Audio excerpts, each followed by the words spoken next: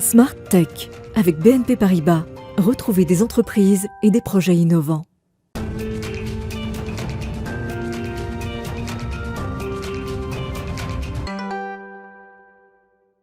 Bonjour à tous, bienvenue dans Smart Tech que vous regardez en direct sur la chaîne Bismart. Je suis très heureuse de vous retrouver cette semaine. D'autant plus qu'on va démarrer avec une première mondiale. Ce sera la première fois c'est la première fois que des archives nationales sont stockées sur ADN. On va vous expliquer, si cette notion vous laisse perplexe, on va vous expliquer exactement de quoi on parle dans l'interview avec Erfan Erwani de Biomemory dans quelques instants. Et puis au cœur de cette émission, on va s'intéresser à la 5G dont le déploiement est très attendu par l'industrie avec des nouveaux services qui vont arriver, de l'hyperconnexion. L'industrie du futur dépend en grande partie de cette 5G, mais ça pose des questions et des nouveaux enjeux de cybersécurité. On aura des experts en plateau à ce sujet. Et puis on retrouvera notre rendez-vous. Le numérique, c'est politique et notamment on parlera de politique publique en matière de santé avec Tariq Krim. Et on conclura cette édition avec notre séquence Ils font demain et la start-up française qui a mis au point une nouvelle génération d'enceintes ultra directionnelles. Mais tout de suite, donc place à l'interview. On va parler donc de cette première mondiale, c'est inédit, des archives nationales stockées sur ADN.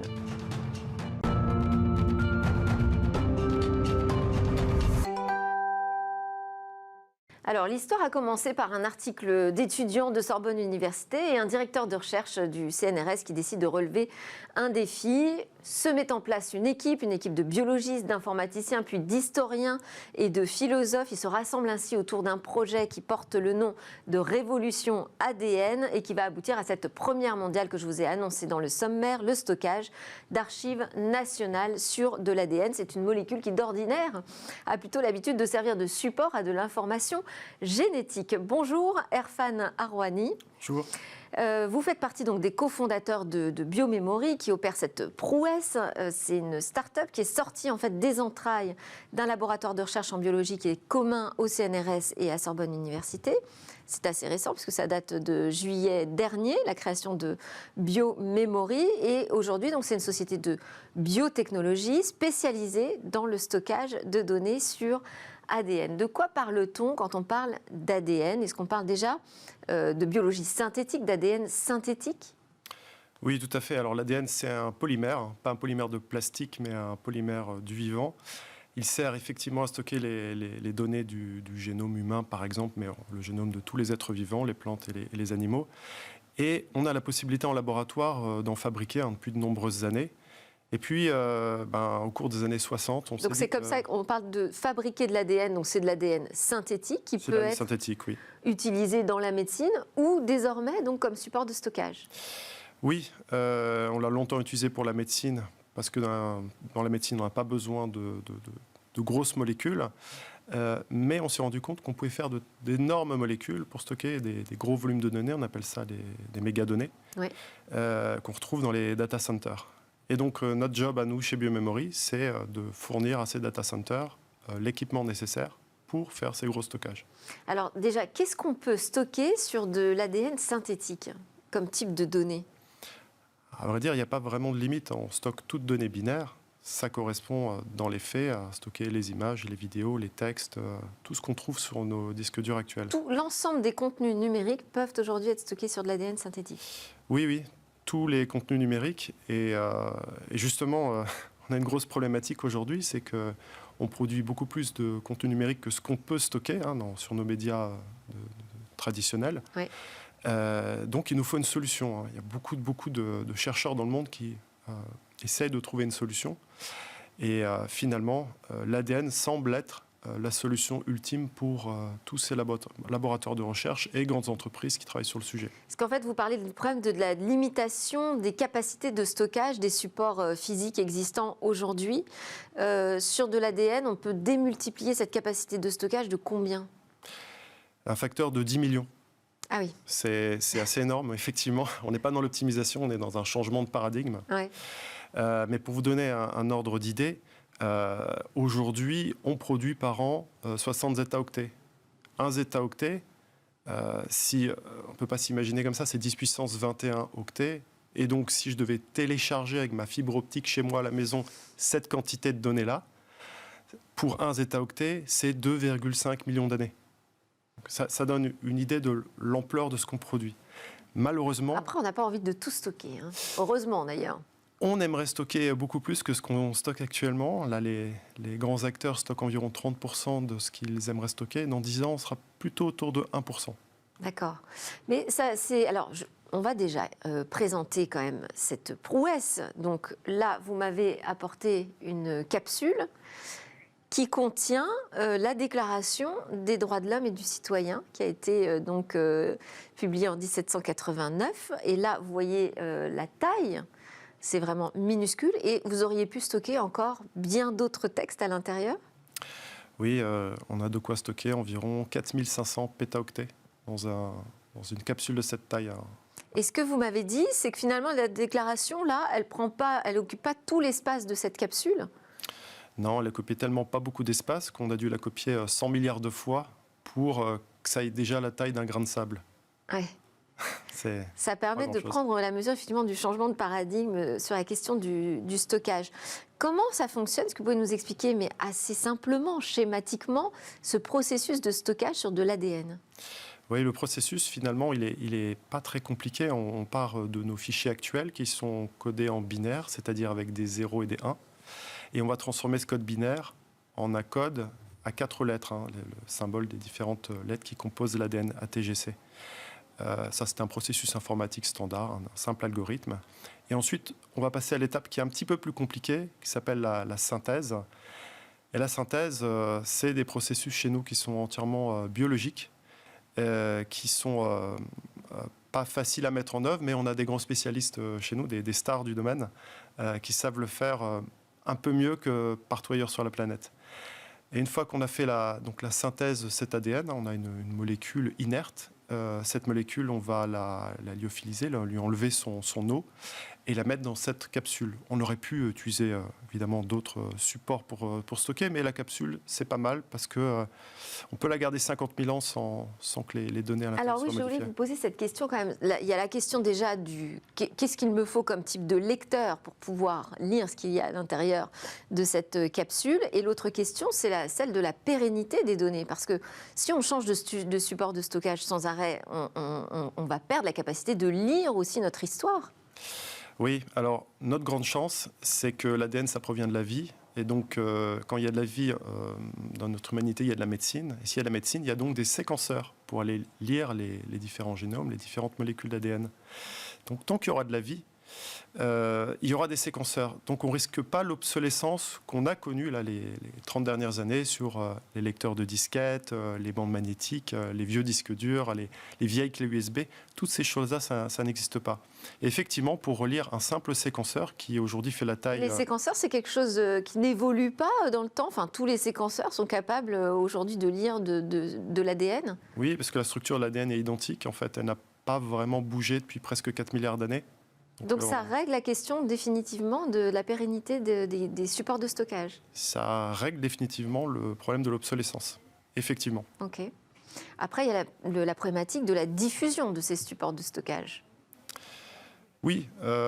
Alors, notre grande innovation à nous, c'est de permettre une copie biologique, alors, au sens de biologie de synthèse. On ne met pas ça dans des animaux, évidemment. Et ce qui permet vraiment de cette capsule, on peut en faire une, on peut en faire 10 000. La différence de coût, ça sera l'acier de la capsule et c'est tout. Mais concrètement, là, si moi je suis une entreprise, typiquement dans la biologie par exemple, et que je décide de stocker des données importantes sur ADN, je ne vais pas pouvoir mettre ça dans un centre de données classique, dans un data center classique.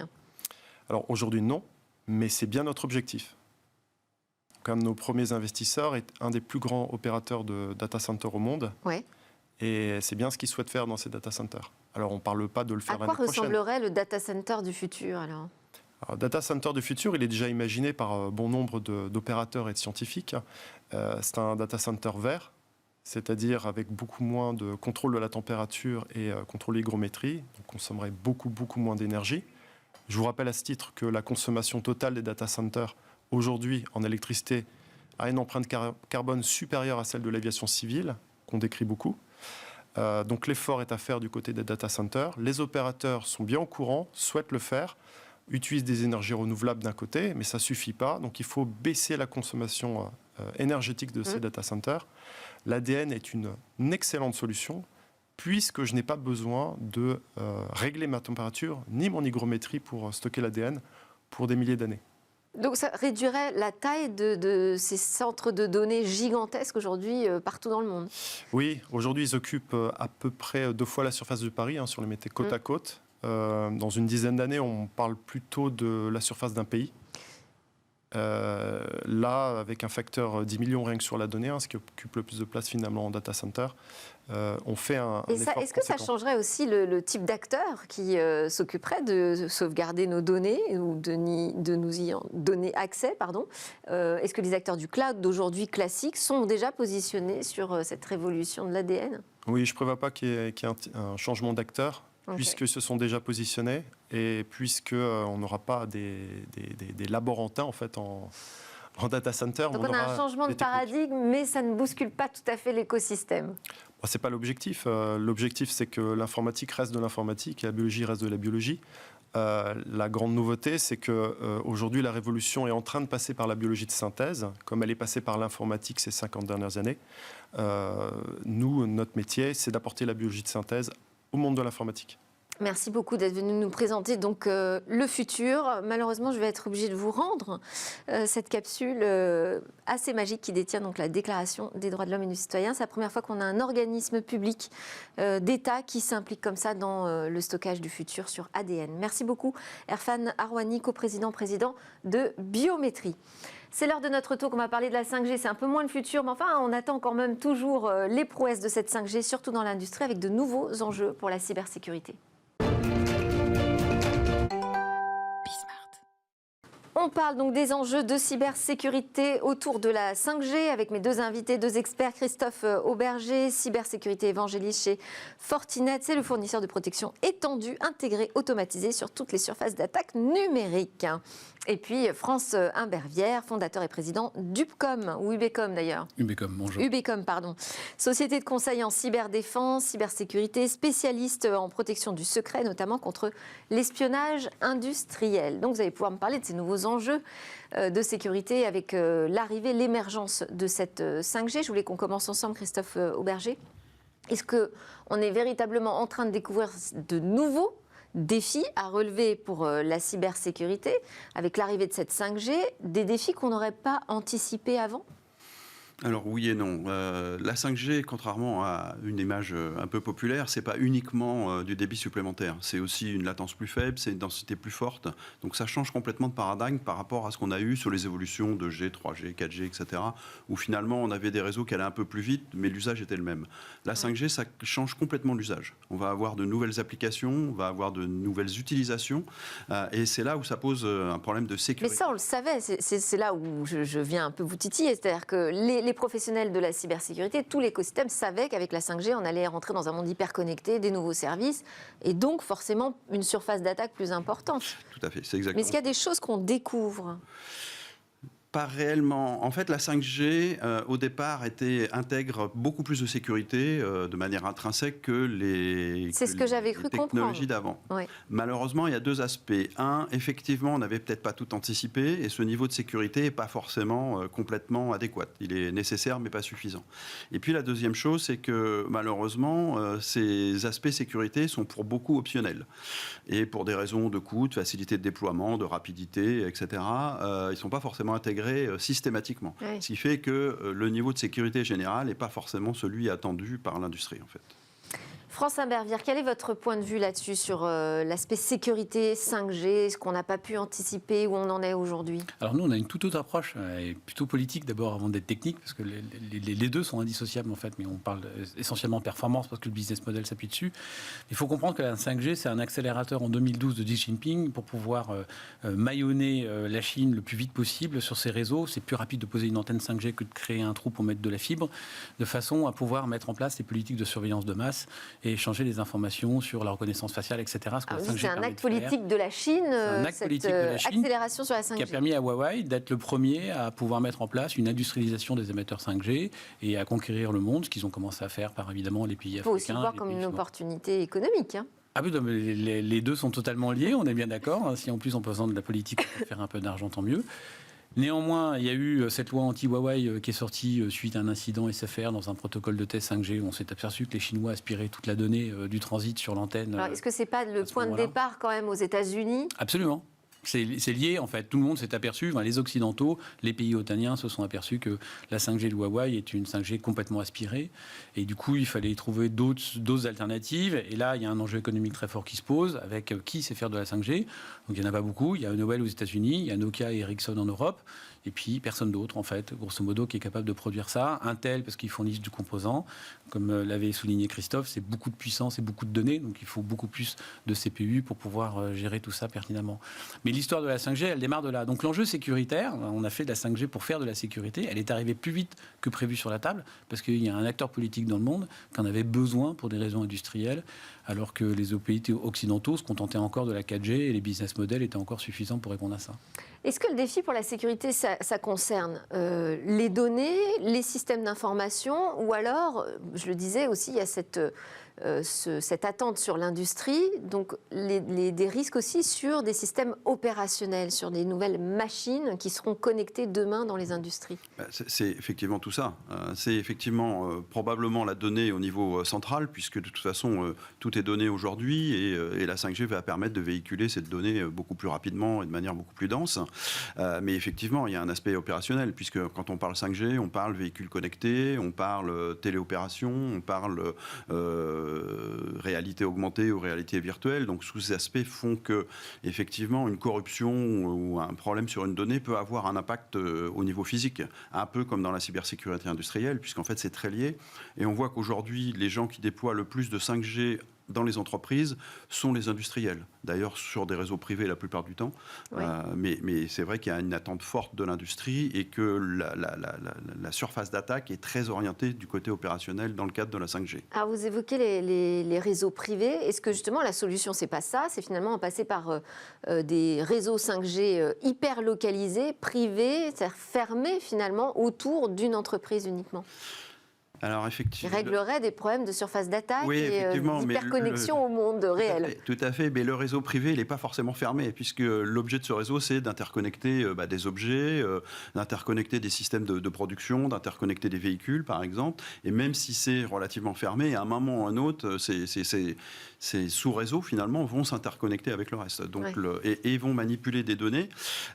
Dans le cadre de la 5G, on est confronté, finalement, à de la sécurité applicative et de la sécurité des données. Finalement, c'est vraiment ça l'enjeu, avec un déploiement en termes de technologie pour aller protéger ces données qui est relativement vaste, puisqu'en fait la technologie va du terminal finalement ou de l'objet connecté qui se raccorde au réseau jusqu'au centre de données des opérateurs qui vont interconnecter avec l'Internet par exemple ou avec des choses comme ça. Donc un besoin finalement de technologies très diverses pour aller protéger la donnée de bout en bout, puisqu'en fait elle va traverser énormément de technologies différentes, de systèmes à la fois de la radio, de la fibre, des data centers, etc. Donc plus un modèle hybride que totalement fermé. Aujourd'hui, la réalité, c'est ça. La réalité, on est dans l'hybridation complète. Oui. France Abervière, puisque vous êtes sur le volet politique autour de la 5G, aujourd'hui, en plus, les déploiements sont assez variés au niveau européen. C'est-à-dire qu'on n'a pas d'unité, nous, au sein du continent. Non, il n'y a pas de politique d'harmonisation sur la politique de déploiement de la 5G. Ce qui est assez contradictoire et un peu embêtant pour l'ensemble des États, c'est que les États ont besoin de dématérialiser leurs services de plus en plus rapidement, et la 5G fait partie des infrastructures techniques nécessaires à l'accompagnement de cette dématérialisation des services. Paradoxe, et encore une fois Christophe vient de le souligner, c'est que si on dématérialise les services de l'État, donc des services régaliens sur un système comme la 5G doit être d'autant plus sécurisée, parce que si on la met en down, quelque part on coupe les services de l'État ou les services essentiels, à commencer par les télécommunications par exemple. Et donc quelle serait la solution? Parce que ce que vous nous dites, c'est que les risques, c'est quoi? C'est de l'espionnage industriel, mais c'est aussi des attaques. Alors, il y en a plein. Il y a les attaques des États contre les États pour mettre par terre les infrastructures qui portent les flux de données sur la 5G. Et puis, il y a les flux eux-mêmes à sécuriser, dont les entreprises comme Fortinet ont un rôle prédéterminant. L'ensemble des opérateurs du firewalling font ça, c'est-à-dire assurer l'intégrité et détecter la compromission de la donnée lorsqu'elle transite entre sa source et sa destination. Et ça c'est un enjeu qui reste extrêmement compliqué parce que les applications qui vont être utilisées demain sur la 5G, pour la plupart, n'existent pas encore. Il y a des développements nouveaux qui sont en train d'être produits, Metaverse, etc. Va aussi être des accélérateurs de consommation qui vont pouvoir se développer grâce à la 5G. Mais encore une fois, si la 5G n'est pas déployée d'une manière uniforme, ça va ralentir forcément énormément les développements et ça va être un petit peu la compétition à celui qui aura plus de moyens pour pouvoir supporter des retours sur investissement plus tardifs qui va pouvoir prendre la main. Mais quand vous dites de manière uniforme, il y a quand même des standards aujourd'hui qui existent sur les déploiements de la 5G. Il y a des standards technologiques, oui, mais il n'y a pas des standards applicatifs. Et vous savez, il faut bien distinguer le contenant et le contenu. Donc la protection du contenant, c'est une infrastructure. La protection du contenu, on peut mettre n'importe quoi dedans. Des camions, des routes, des vélos, des trottinettes qui vont partager les mêmes routes. Donc il va falloir segmenter tout ça avec des niveaux de débit qui sont absolument colossaux, qui vont faire appel à des ressources énergétiques, de composants, etc. très très fortes. Alors qu'on est en pénurie de composants pour pouvoir justement gérer ça en ce moment. Donc il y a des freins dans tous les niveaux, il y a des freins à tous les leviers, politiques également. Et l'enjeu politique reste l'enjeu le plus déterminant parce que c'est lui qui va réguler le rythme de la mise en place de ces nouveaux business sur la 5G. Et puis c'est lui aussi qui va définir les politiques de sécurité, c'est-à-dire les exigences de design, de sécurité by design que l'on va pouvoir exiger des éditeurs qui vont offrir demain des solutions sur la 5G, que ce soit pour les services de l'État. Et ça, aujourd'hui, en France, les acteurs de la cybersécurité travaillent main dans la main avec l'ANSSI, l'Agence nationale de sécurité des systèmes d'information. Donc il y a quand même des standards, ne serait-ce qu'au niveau national, qui peuvent permettre de progresser sur ces sujets. Alors, il y a des notions de qualification et d'homologation, ce qui est un petit peu différent. C'est-à-dire qu'il y a des standards effectivement technologiques. Aujourd'hui, il n'y a pas vraiment de standards. Alors, il existe des standards de sécurité, mais ils ne sont pas imposés de manière globale et généralisée, notamment sur la 5G, mais pas que, et sur toutes ces applications-là. Donc, mais comment est-ce qu'on pourrait imposer des standards encore plus au niveau européen, alors qu'on parle, il y a quand même un paradoxe, on parle d'une techno qui permet de tout connecter potentiellement. C'est bien la problématique. C'est qu'effectivement, et d'autant plus, ça a été dit tout à l'heure, on ne connaît pas toutes les applications et tous les usages qui vont être faits de ce nouveau média finalement. Et du coup, c'est compliqué de vouloir imposer des standards de sécurité. En fait, on s'aperçoit que c'est très compliqué. Alors effectivement, les opérateurs d'importance vitale en France, via l'ANSSI et la loi de programmation militaire, ont un certain nombre de choses qui sont imposées. Mais de toute façon, déjà à ce niveau-là, ça ne va pas jusqu'à des standards de cybersécurité très forts. Alors, il y en a quelques-uns qui émergent. On en a dans l'industrie automobile, par exemple, avec à partir de juin 2022, la 21434 qui sera obligatoire pour homologuer les nouveaux modèles. Il y a un certain nombre de choses qui arrivent à ce niveau-là parce qu'on se rend bien compte qu'il va falloir utiliser des référentiels communs pour garantir un minimum d'approche cybersécurité, puisque c'est un enjeu majeur. Aujourd'hui, dans la 5G, on n'en est pas encore là. Probablement aussi parce qu'on ne connaît pas toutes les applications qui vont en être faites et que les niveaux de risque vont être différents. Il n'y aura pas le même niveau de risque pour un utilisateur lambda qui surfe à travers un réseau 5G à partir de son mobile et d'un véhicule semi-autonome interconnecté à un réseau 5G. Les risques ne sont pas du tout les mêmes. Parce qu'on n'est pas encore en phase de déploiement de la vraie 5G. Donc, non, mais en même temps, on n'arrive pas trop tard là, en parlant de ces enjeux de cybersécurité avec des dispositifs de certification au niveau européen qui sont en train d'être étudiés. On est à l'âge de pierre de la démarche, là. On est au silex, on découvre le feu avec le joujou. Et la problématique des standards, c'est que les organismes étatiques et les organismes de conformité qui mettent en place aujourd'hui des protocoles de standards pour pouvoir assurer la sécurité d'un élément mettent tellement de temps pour se mettre d'accord et pour se décider qu'entre-temps, on a 2500 hackers qui ont trouvé des solutions et des brèches sur l'ensemble des protocoles qui existent déjà, qu'au moment où on a publié des protocoles et des standards, on est déjà totalement obsolète. Parce qu'on est dans un cycle de vie où l'agilité est absolue et permanente et elle est antinomique par rapport à la nécessité de mettre en place de la conformité et de la gouvernance. Une gouvernance, c'est long, et la cybersécurité, c'est rapide. Donc c'est une question de temps, en fait. Et il y a ce jeu du temps à avoir. Il faut que le politique repense son modèle et son logiciel intellectuel pour pouvoir avoir une agilité dans sa démarche de mise en protection de la donnée, que ce soit sur la 5G ou le reste en termes de cybersécurité. Il faut que l'ANSSI ou cybermalveillance.gouv, etc., disposent de moyens d'agilité qui sont beaucoup plus forts et performants qu'on a aujourd'hui. Vous avez besoin, Christophe Auberger, vous, spécialiste de la cybersécurité, fournisseur de solutions, vous avez besoin de l'intervention du politique sur cette question ? À partir du moment où on veut obliger les gens à mettre en place des niveaux de sécurité à minima, oui, il faut que cette obligation, elle passe. Et ça risque pas de freiner les usages, justement, ou l'adoption de cette 5G ? C'est toute la problématique du compromis, effectivement, entre les choses qui sont imposées, les standards, et puis, effectivement, l'évolution des technologies. Et effectivement, aujourd'hui, ce problème de temps, c'est un problème majeur. On le retrouve également aussi dans l'industrie, sur les problèmes de cybersécurité de l'industrie, et y compris de modèles comme la 5G, où en fait les outils de production sont déployés sur des temps qui n'ont aucune commune mesure avec les gestions de vulnérabilité informatique. Oui. On est sur des outils qui sont déployés pour 5, 10, 15, 20 ans. On sait très bien que les vulnérabilités, on est plutôt à la semaine ou au mois, donc on voit bien qu'il y a un décalage de temporalité entre les deux, et à un moment donné, il va falloir trouver un moyen de réunir ces deux temporalités pour résoudre le problème de la cybersécurité. Si je peux me permettre, il y a un petit problème de compréhension aussi du politique par rapport à cet enjeu. L'enjeu de cybersécurité, c'est pas un enjeu électoral. Donc du coup, on s'en occupe pas vraiment en fait, et on va pas chercher une vraie compréhension là-dessus. On peut le voir d'ailleurs sur la proposition. Ça peut être un enjeu électoral au sens où on peut imaginer des attaques de déstabilisation pendant la campagne présidentielle. Ils vont tous y passer de toutes les façons. 76% des Français, je crois, sur un récent sondage, sont tous d'accord pour dire que les campagnes présidentielles vont être influencées par les réseaux sociaux au travers de bots et d'ingérences étrangères, et les candidats vont tous se faire attaquer au niveau de la. Ça, on n'a pas besoin d'attendre la 5G pour ça. C'est déjà en place. Vous pensez quand même que ça peut modifier les rapports géostratégiques entre les pays, l'arrivée de cette 5G ? La vraie 5G ? Ah oui, complètement. Oui. La 5G, c'est un enjeu économique à court terme, parce qu'après, on va parler de la 6G, on se reverra dans 1 an ou 2 ans pour en parler. Mais c'est un enjeu géostratégique absolument essentiel. L'Afrique appuie une grande partie de sa production de PIB aujourd'hui. L'OCDE considère que pratiquement les 2/3 du PIB seront portés par la mise en place de la 5G, qui va permettre effectivement d'industrialiser des systèmes qui sont inopérants en Afrique et qui ne peuvent pas être déployés autrement que sans la 5G. Ou alors le satellitaire, mais qui reste encore trop cher et trop hasardeux.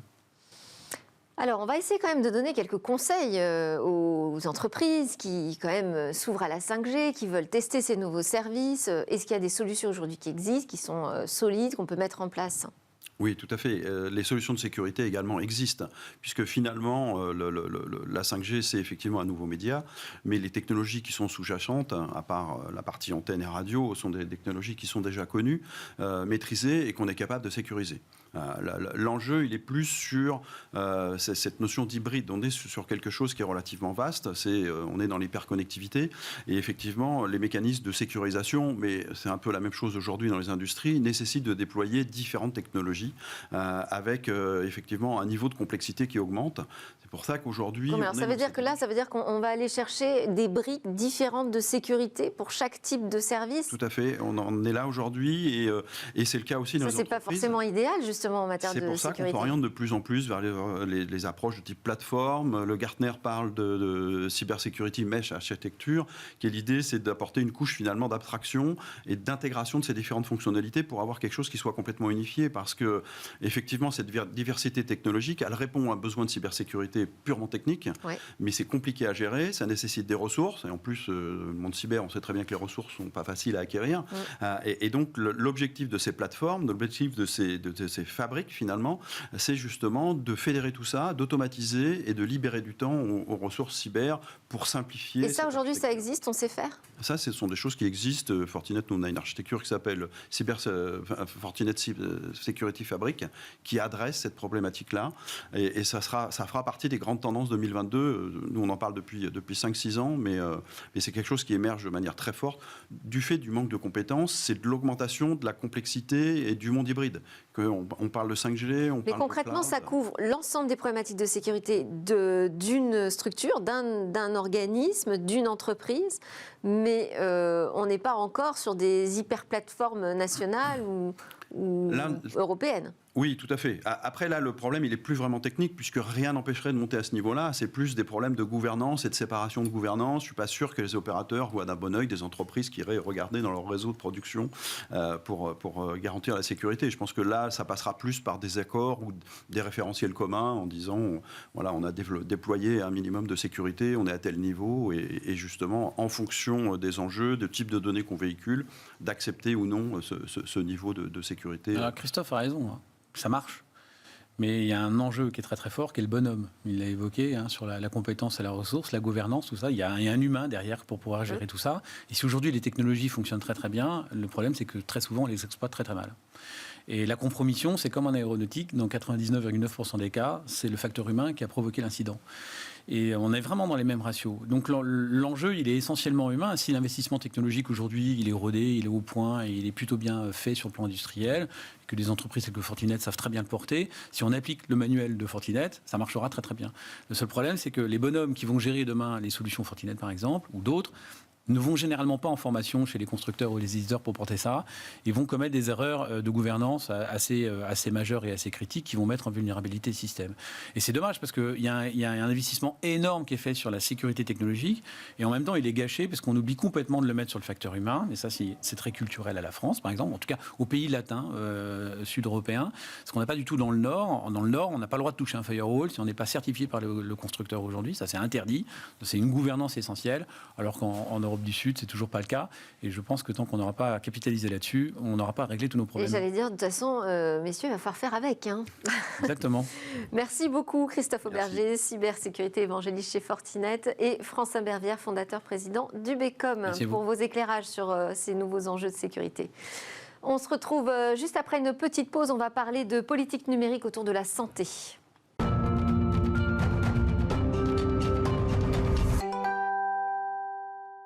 Et nous voilà sur le plateau de Smartech tous ensemble, désormais accompagnés de Tariq Krim. Alors, on entame la deuxième partie de l'émission Smartech qui est dédiée à l'innovation. On va bien sûr partir à la découverte d'une nouvelle technologie, une technologie qui est embarquée dans une toute nouvelle enceinte ultra directionnelle. C'est une techno française qu'on vous présentera en fin d'émission. Mais d'abord, donc c'est l'heure de notre rendez-vous. Le numérique, c'est politique, avec Tariq Krim, entrepreneur, pionnier du web français, militant pour un numérique plus ouvert et aussi maîtrisé par les utilisateurs. Bonjour Tariq. Bonjour. Alors aujourd'hui, votre sujet, le politique c'est numérique évidemment, mais là le sujet sur lequel vous faites un focus, ça va être les politiques d'innovation en matière de santé. Vous vouliez pour ça revenir sur un exemple de politique numérique qui a plutôt mal démarré, je dirais, c'est le Health Data Hub. Oui, effectivement, le Health Data Hub est un peu, l'épitome de tout ce qu'on ne doit pas faire en termes de politique numérique. Ça part au départ d'une plutôt bonne idée. Hein. Je crois que c'est Cyril Villani dans son rapport sur l'intelligence artificielle. Il ne faut pas oublier que si on revient 5 ans en arrière, l'intelligence artificielle était promise à un avenir incroyable. Aujourd'hui, comme toutes les autres technologies avant, le big data, le cloud, le client-serveur, la micro-informatique, enfin toute cette série de technologies, au début on pense que c'est magique et ça va tout transformer. Et au fur et à mesure, on intègre ça et on se rend compte en fait que c'est une technologie de plus, mais qui ne change pas totalement le jeu. Et là, c'est vrai qu'on a mis énormément d'efforts et on a dit on va faire un truc incroyable. Ce qui était intéressant parce que c'était aussi l'État qui disait on ne veut pas rater cette étape technologique. Absolument. Je dirais à l'instar de ce qui s'est fait en Chine et ce qui se fait aux États-Unis, on a dit il faut absolument mettre en place donc centraliser les données des patients et ensuite les proposer sous une forme qui était un peu pas très clair aux startups et derrière en embuscade évidemment aux très grandes entreprises qui veulent évidemment mettre la main sur le joyau des données de santé. Mais ce qui a été fait en fait, c'est qu'on sent qu'on a une idée mais on n'a pas forcément de doctrine. Comment construire un projet numérique? Est-ce que l'on s'allie avec les grandes plateformes, notamment Microsoft, Google, Amazon, qui sont les opérateurs de cloud?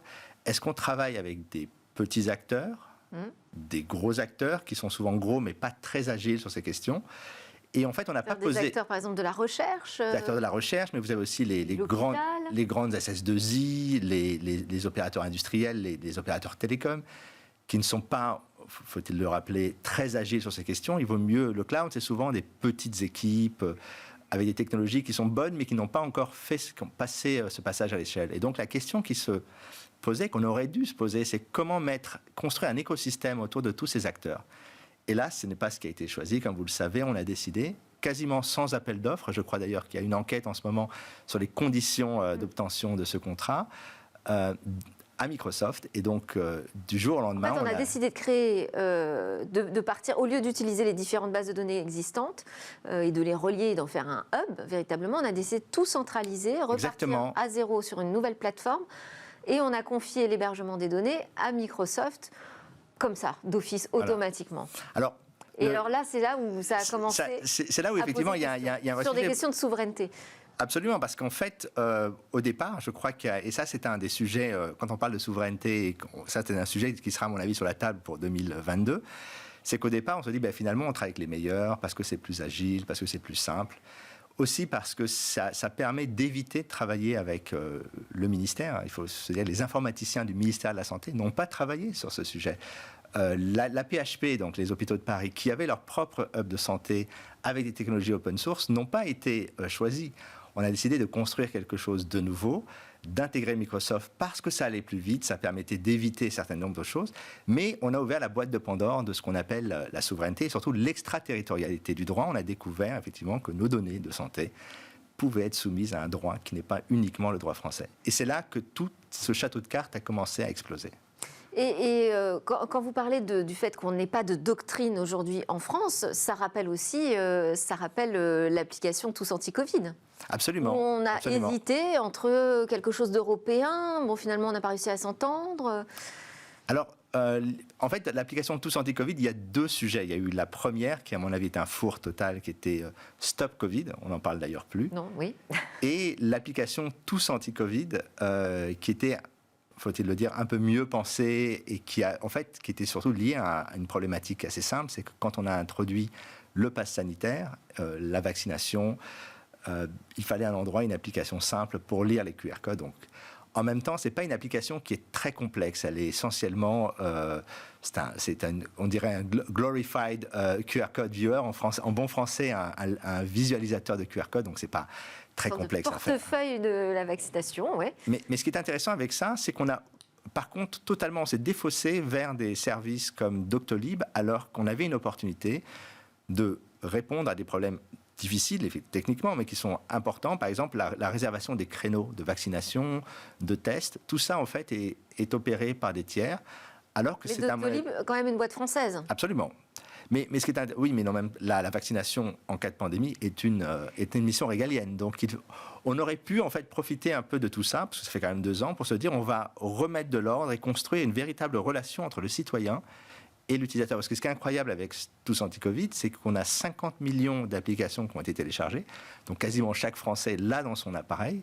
Ça veut dire que ça peut être un outil de relation entre l'État et le citoyen, plutôt intelligent sur la prévention. Enfin, il y a plein de choses à imaginer. Pour l'instant, je trouve qu'on s'est vraiment concentré, parce qu'a priori, il semblerait que cette application va être, une fois que le Covid sera parti, elle sera éliminée. On ne sait pas trop ce qu'on va en faire. Ouais. Et donc, on en revient à la question de la doctrine. Par rapport à la question de la santé, je dirais que ce qui est intéressant, c'est que la santé est un peu le laboratoire numérique de ce que pourrait être une relation harmonieuse entre les utilisateurs, les citoyens, et l'État. Et pour l'instant, on a été un peu dans les directions qui n'étaient pas forcément les meilleures. Mais finalement, on peut apprendre de nos erreurs. Donc tout ça peut nous servir de leçons et de pistes nouvelles pour créer notre doctrine. Absolument. Je pense qu'il faudra tirer les leçons de tout ça pour imaginer quelque chose de plus harmonieux et de plus ouvert. Merci beaucoup, Tariq Rim, et on continuera d'en parler ensemble. À suivre dans Smart Tech, je vous l'ai dit, c'est la découverte d'une nouvelle enceinte ultra-directionnelle.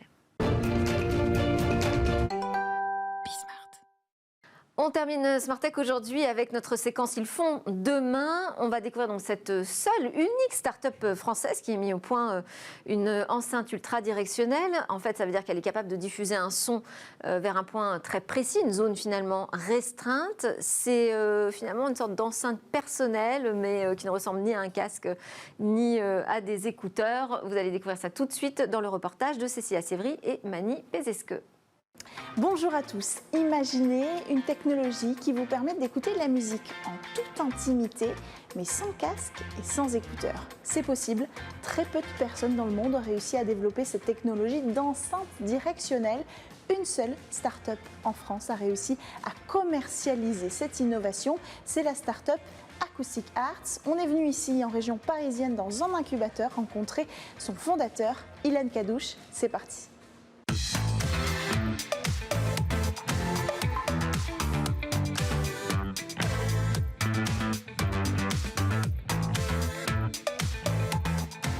Bonjour.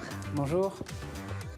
Alors Ivansa, c'est votre technologie. Pourquoi vous avez décidé de vous investir dans le sujet des enceintes directionnelles? Parce que le sujet des enceintes, la grosse problématique dans ce domaine-là, c'est justement d'arriver à contrôler la façon dont le son se propage dans l'espace. C'est un sujet qui traîne dans ce domaine-là depuis plus de 100 ans, depuis les premiers haut-parleurs, où on essaye justement de contrôler vers où va aller le son pour qu'il s'adresse à la bonne personne. Et donc, tout naturellement, c'est un sujet qui est arrivé sur la table parce que moi, j'ai un passé dans le domaine de la composition et de la musique. Et donc, la projection du son en salle pose des problèmes justement parce qu'on veut que chaque personne du public ait le même son ou que chaque personne du public ait un son différent.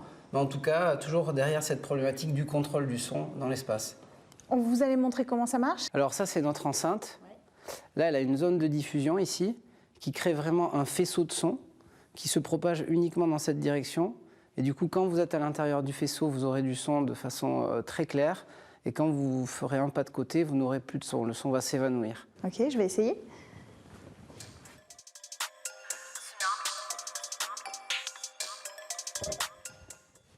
Ah ouais, c'est dingue.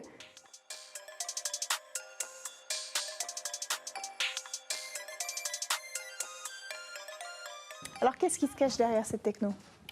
Alors, on a un ensemble de petits émetteurs qui envoient chacun une fréquence pour créer justement ce tunnel de son qui est propagé dans l'espace. Ok. Et comment vous arrivez à le diriger, ce son? Alors, ce qui fait la direction du son, c'est le rapport entre la hauteur du son qui est émis et la surface de diffusion. Okay. Donc ici, on voit que c'est une petite surface de diffusion. Donc on peut envoyer que des sons qui sont très haute fréquence, qui sont inaudibles pour l'humain. Donc après, vous allez me dire, comment on fait pour les entendre? Bah oui.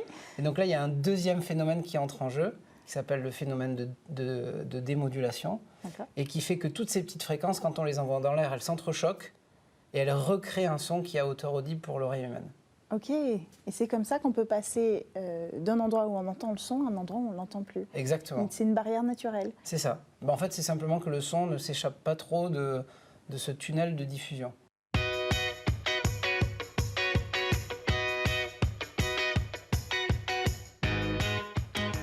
Liliane, en quoi ces technologies que vous avez mises au point, elles peuvent changer le monde de demain dans ce domaine-là?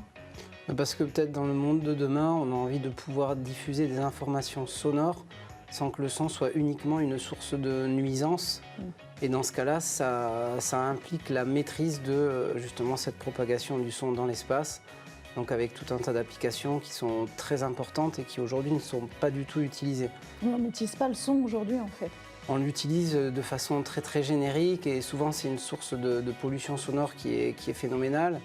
Quand on pense à des applications comme les transports, où on a beaucoup de personnes par exemple qui n'ont pas accès à l'information visuelle et qui n'ont pas d'information sonore, en tout cas pas d'information sonore localisée, à part des annonces extrêmement générales, ou encore dans les magasins où on va avoir une musique d'ambiance qui crée un bruit pas possible. Et pourtant, quand on se met en face d'un produit, on a zéro information sonore, on est obligé de lire des petites pancartes, etc. Merci beaucoup, Ilan, de Merci nous à avoir vous d'être venu présenter cette technologie. C'était Smart Tech. Merci à tous de nous avoir suivis. Je vous retrouve demain à 11h avec grand plaisir.